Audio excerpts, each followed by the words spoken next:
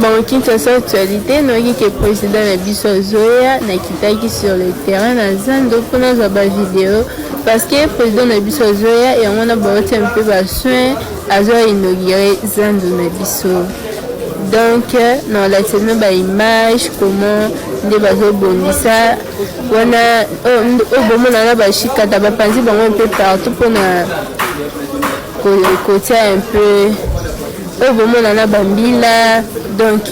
baza vraiment partout, Zando Mobimba Chikata. Donc, le président de la République a débuté sa visite par l'avenue Kasavubu dans son tronçon compris entre l'avenue du Commerce et Roi Kadingi autour du nouveau marché central. À pied, les chefs de l'État a vécu les calvaires des automobilistes et piétons de Kinshasa. Des tonnes d'immondices jonchent Kasavubu, Roi Kadingi et Bokassa, principale voie qui mène vers le marché central. Des caniveaux entre-ouverts et non curés. Des nids de poules parsèment toutes les avenues dans une odeur nauséabonde. Le marché central nouvellement construit est inaccessible.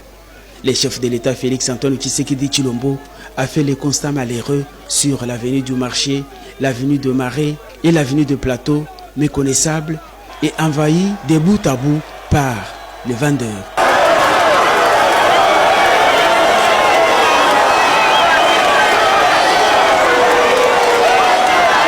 Il en est de même de toutes les autres voies secondaires d'accès au centre-ville et au marché central, notamment Kasavubu, Kabambare, Itaga, Croix-Rouge, Wangata et même Sendé. Encouragé par la population, le président de la République a vu de ses propres yeux cette saleté et a échangé avec la population.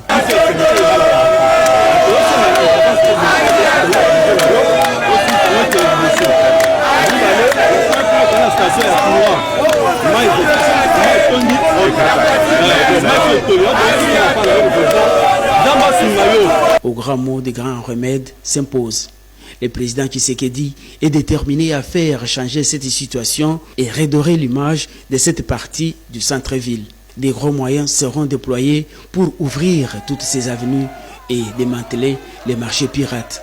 Et une fois ces routes opérationnelles, le boulevard du 30 juin sera désengorgé et la circulation deviendra fluide. Parmi les solutions envisagées figurent aussi les redimensionnements des caniveaux et la réorganisation du réseau d'évacuation des eaux. Toutes les constructions sur les caniveaux seront détruites et ces quartiers doivent refléter l'image du centre-ville. La visite surprise du chef de l'État a été bien appréciée par la population qui a vivement ovationné et encouragé les chefs de l'État à prendre des mesures salvatrices pour le bien-être de tous. Présent dans cette tournée, le gouverneur de la ville de Kinshasa, Daniel Bumba, en a profité pour présenter au chef de l'État le projet d'infrastructure routière en cours de réalisation dans la capitale.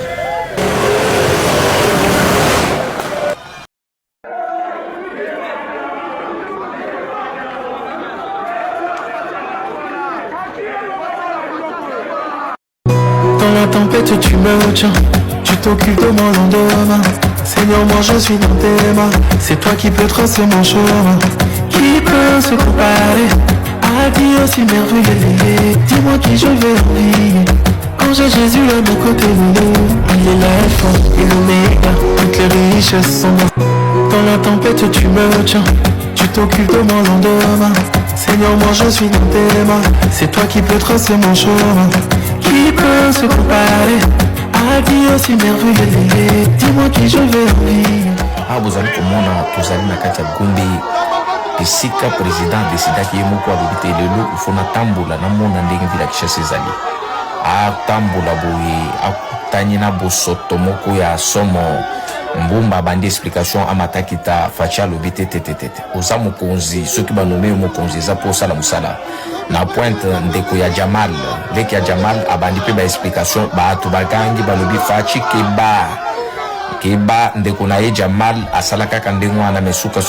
tokutaki mbongo ekenda keba na bato oyo ba Jamal bato te baza ba champion na ba explication wana bazalaka ba champion faci beton ayoki population lobi président keba koyoka bato oyo te baza lokuta basala ke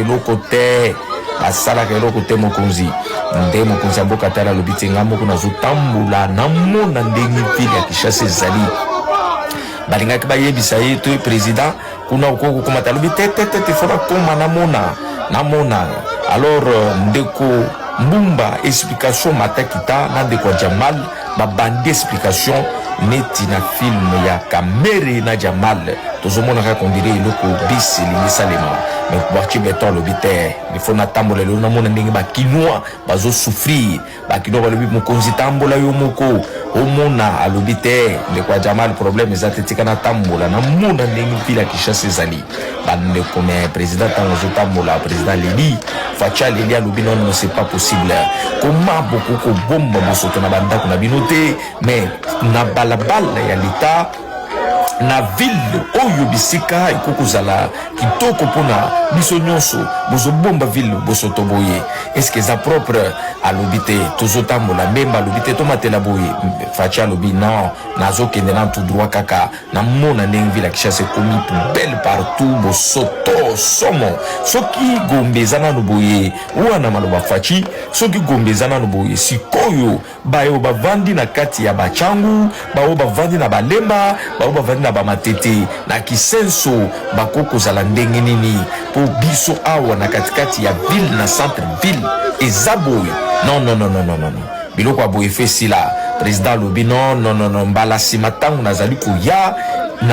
kuya faut bosser son sala oyo comme il faut parce que bapesa ki bino mbongo président silika ki makasi alobi te botika ngana tambola c'est pas possible na kati ya ville ya Kinshasa bosoto boye Kinshasa oyo bisoto yeba ezalaka kitoko ekomi boye ndenge nini nde président continuer kotambola pour ka vivre ye moko bande ko bokomona makambo somo amoni na ba Champs-Élysées ya ba matiti ezali wana na ba bidon somo président lobitete nazo tambola nzambe pa yebaki ki président ko bimalelo abeti pe mula du susu pour que a vivre mona ndenge bakinois bazali ko vivre pe bakinois bazo vivre na ba situation nyonso na ba commune nyonso tikali président zokende bakinois badeli balobi Fachi Beton mkontombolo mwana Etienne Tshisekedi papa nanga tambola moko mona bato wana bazokosa yo nde population ezoloba bazokosa yo tala yo moko président tala yo moko Kinshasa ndenge komi oyo kombe oyo yeba président tala ndenge se komi président zotambola ye moko azokenda azotala azokonstate bokende bolanda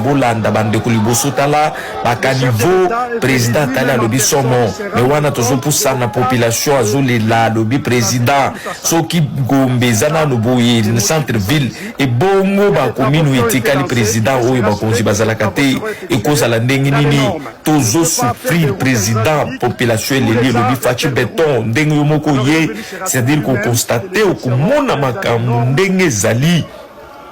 bande ko botala bino moko botala ta bino moko bato ba vivaka na milie ya boye ndenge nini bokozo maladi te ndenge nini ngungi ko ya te ndenge nini fièvre typhoïde ko ya te ndenge nini avec bosoto aboye na katikati ya capitale et puis na centre ville mais somo en tout cas président zo continuer Mbumba azo continuer ko doser ko kamata ko cha ba formule na ye mais président zoyo kaye atala lobite président ebisi mbemba ye pour intervenir président lobite tokende nanu totala ndenge ezaleli iwe nde bazali ko avancer mbemba zo ebisa lobike en tout cas tala yo moko na misu ndenge ezali Mbumba tsalaki na tikali mwa sima Mbumba avancer président tali alobi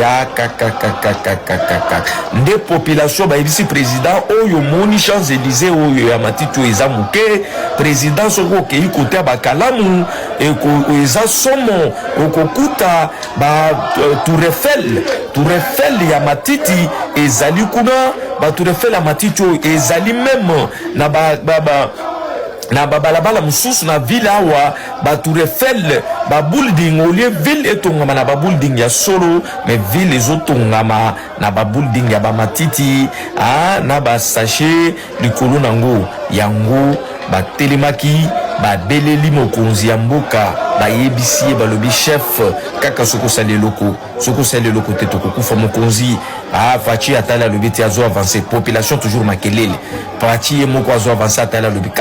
peuple nanga azotambola na souffrance boye peuple nanga azosouffrir boye faci alobi te nalingi komona biloko oyo te apesi gouverneur 2 semaines alobi semaine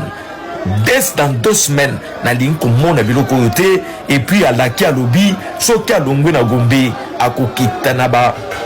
monga fula akokita na balemba ye moko vivre situation aux population azali ko vivre soki mbule beti atala ye moko soki ba bourgmestre basalaka musala upa soki ba autorité bavanda kaka pona mituka na ba français belé fachit botala bino moko Kinshasa botala bino moko en tout cas président azali dessus complètement atali alobi non dans une ville bisika nga na vandi ayebisi yigo alobi me yigo ata yo moko na ville bato bakoko vanda boyete ce n'est pas normal faci atali alobi non boye population bakozo maladi tendenge nini c'est pas possible asilika ki makasi apesi vraiment ba injonction apesedi yango comme il faut atali bango alobi na lingi komona biloko te na lingi dans 2 semaines biloko ici là mais alobi azokita matete azokita lemba azokita monga fula azokita changu a vivre ye moko na miso mona ndenge bosoto ezali na kati ya ville ya Kinshasa soki ba autorité oyo bazosala musala te o soki ke bavandi kaka na bakombo ki autorité mais bazosala eloko te facha kosila na bango boza kaka bino ba yaka moto bozo gérer siko ville ya Kinshasa ville mabulu ville mabe donc il y a rien donc ngana ko imaginer te na koma président de la République na pesa moyaka gérer sur ville ya Kinshasa Kimbuta zalaki awa ville salité eloko te oyo pe yawa salité eloko te oyo pe zalaki donc boyaka bato moko nazo comprendre bien bato abandundu te na comprendre bien bato abandundu te oui mais la classe bolobaka mais c'est le plan pratique